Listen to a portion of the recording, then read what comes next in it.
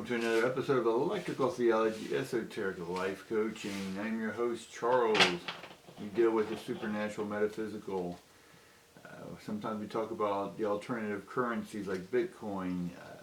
But today we will just start talking and see what comes through. All right, guys.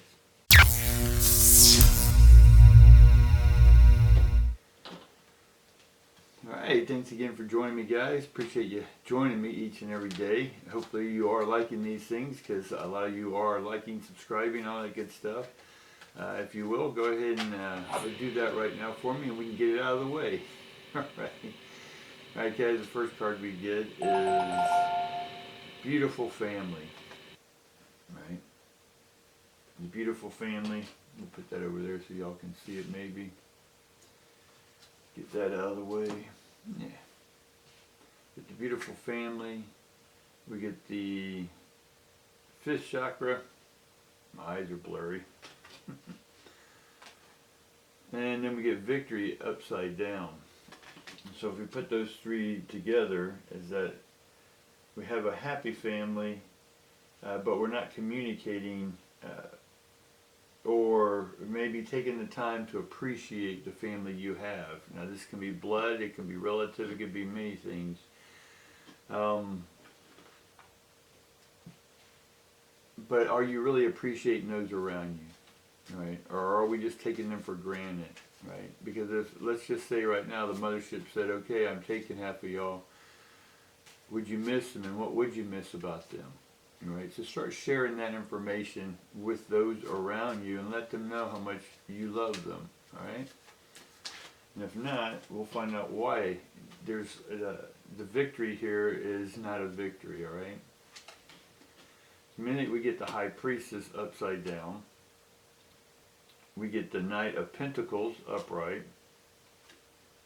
We get the Five of Cups upside down, which is fine. We get the Hierophant upside down. We get the Four of Wands, family. Right? That goes with the family again. And we go with the Eight of Swords upside down. We go with the Queen of Pentacles, Justice upside down, and then the Sun card upside down. So we got a lot of major cards and we have a lot of upside down stuff. So let's see what the story is telling us. So right now it says that we're not inspired because our money's not moving, because what we tried in the past, it didn't work, so we're not moving forward with that. We also have that the ways we used to do things with the family was one mindset, right? It was an old traditional paradigm, the way we used to do things. And the roles that used to be traditional aren't traditional in a sense anymore, right? What do I mean by that? We have the Queen of Wands here.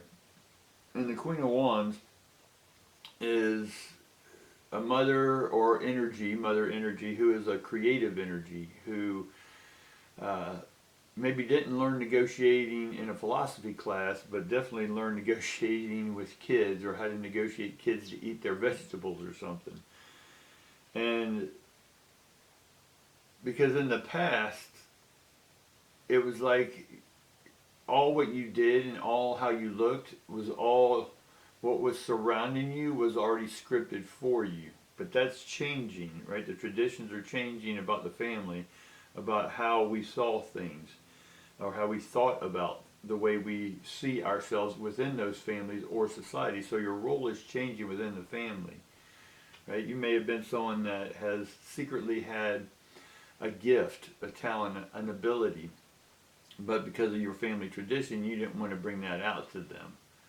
Right? Or it could be that you want to bring yourself out, or tell them that, hey, look, I'm moving, or hey, I have a sexual preference that's different than yours, or I'm getting married, or whatever this may be, right? Or getting a divorce, any of those type things, right?